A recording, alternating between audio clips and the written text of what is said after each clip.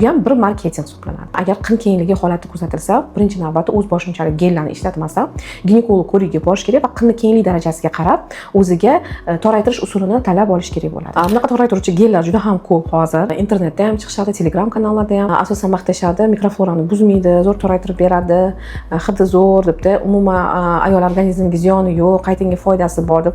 Lekin bitta narsa aytaman, bu ham bir marketing hisoblanadi. Nima qilib beradi ular o'zi gellar? Ya'ni ularning tarkibida asosan bo'ladi achchiq tosh, kvassi, eman daraxtini po'stlog'i, romashka, aloe, bular shilliq qavatga faqat ta'sir qiladi. Ya'ni shilliq qavatni quritadi, sizga burishtirib yig'ib beradi. Shuning hisobiga xuddi qin toraygandek bo'ladi.